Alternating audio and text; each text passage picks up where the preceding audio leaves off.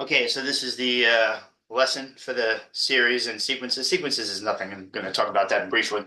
So this is basically one third of the Calc 2 class, which is weird because you spend a lot of time doing integration techniques and varying levels of complexity. They get very nasty at the end, especially the trig substitution. So what you do basically, a sequence is nothing. It's right. It's a list of numbers. It's an ordered list of numbers.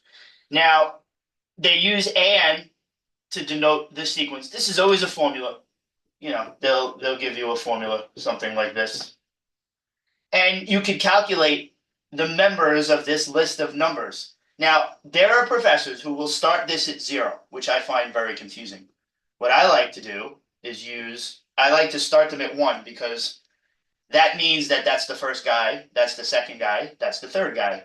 If you started at zero, then that's the first guy, that's the second guy, that's the third guy. I find that ridiculously confusing, so I try to avoid that.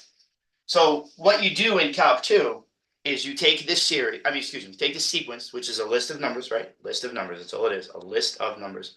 And you add them together forever. So they use this symbol for sum. So you're going to take the members in the sequence, that list of numbers, and you're going to add them together, and you're going to add them together forever. Okay, so now that's the goal of the class from here on out is I'm going to give you a series. It's going to have a formula, right? They're always going to have a formula. I mean, it might look like something like this. Just an example. And you have to determine whether or not it converges to a single number, meaning that the sum is finite, or diverges, meaning the sum is infinite. Now, it is weird that you're adding up an infinite amount of numbers and it will add up to something finite. But what has to happen is as you go through the list of numbers, you start adding them up. But at some point, you have to be adding zero. That's the only way that the sum is going to converge and be finite, is that the numbers eventually have to go to zero. Now, that's not the only reason, as I discussed in class, if you were to add up, this is called the harmonic series. If you add these numbers, it starts off at one, then it goes to a half, a third, a fourth, and so on. 1/100, 1/1,000, 1/1,000,000. This very clearly, if you take that limit, right, it's 1/infinity, which is zero. So those numbers eventually become zero. They're so small, they're so close to zero that they are zero. So you're adding zeros forever, but this one does not have a finite sum. This one diverges. But as soon as I make it bigger, like n squared, it will converge. It will add up to something finite. And that's what the tests are for. There's tests for each of these. So just this absolutely has to be true. Absolutely has to be true. That's why it's the first test, where if you take that limit and it's not zero. So when I do the questions in a minute, but if I give you something like, 2n minus 1 over 4n plus 3, if I take the limit of that, right, you're always checking this first. You're going to take the limit as n goes to infinity of this. If it's not zero, there's no chance those numbers are going to add up to something finite. If this limit is 2/4, right? Take the coefficients to the highest powers. That's a half. So those numbers eventually become a half. So you have a half plus a half plus a half forever. You're constantly adding a half. How's that going to be finite? It's not. Now, what I wanted to show, if I can do it. So there's this really cool, there's a bunch of them out there, and I give one to my students. Now, if you're watching this video and I'm not your professor, you can gently persuade your professor to give you this list. Some professors will not give it. I will give you a list similar to this. Now, I call this top one the limit test, and that's what I just said.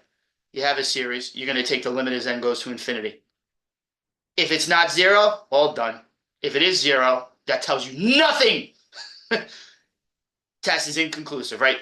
The limit being zero has nothing to do with whether it's going to, converge. It has everything to do with whether it's going to diverge. And then there's other ones, there's geometric, there's p-series, comparison test, limit comparison, integral test, alternating series, ratio test, root test.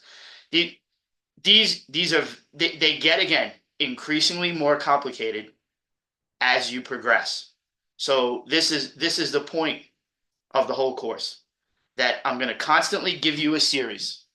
And the trick is to recognize which test will be appropriate. I mean, I could give you something really crazy like this, and you look at that and be like, what the hell is, I don't even know what this thing is supposed to be. I'll tell you that this test happened to use the ratio test. But you have to, you're going to be constantly given series. Just like with integration. I give you an integral and you just go through the list. Is it U substitution? Is it integration by parts? Is it a trig integral? Is it a trig substitution? Is it partial fraction? Is it long division? Like there's a bunch of techniques you learned.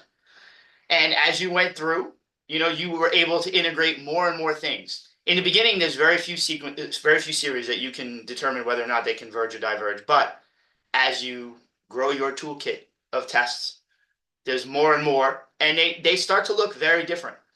These look very different than the ones that you do in the beginning. All right, so that's the goal. You're going to have that list of tests from me because I'll give it to you, and I do try to group them when I put them on a quiz or test. I try to group them by category. I try.